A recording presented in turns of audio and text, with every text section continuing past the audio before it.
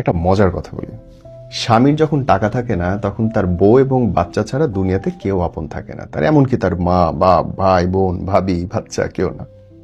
পুরো ফ্যামিলি সবাই আপনার হাজবেন্ডের প্রতি কম গুরুত্ব দেবে, কিন্তু যখন দেখবেন আপনার হাজবেন্ডের পকেটে টাকা আসা শুরু হয়েছে, তার মায়ের মুখে শুরু হয়েছে মিষ্টি কথা, আমার ছেলে, ভাই কিন্তু পিঠে হাত দিয়ে বলবে আমার ভাইটা তো জোস, আর ভাতিজা তো কাকা কাকা বলতে পাগল। পুরো ফ্যামিলি তখন এক হয়ে যাবে, শুধুমাত্র বউ আর বাচ্চাটা আউট। একদম রিয়ালিটি। পুরুষের টাকা হইলে সবচেয়ে আগে দূরে যায় তার বউ আর বাচ্চা। হাস্যকর। আরে বেটা, চোখে আঙুল দিয়ে দেখাইতে হবে নাকি? তুই যখন বিপদে ছিলি তখন এই দুটো মানুষই শুধু তোর সাথে ছিল, তোর বউ আর বাচ্চা, তারা কবরের আগ পর্যন্ত তোর সাথে থাকবে, বাদ বাকি সবাই মধু খাওয়া মৌমাছি। বুঝলে বোঝো, না বুঝলে তেজপাতা।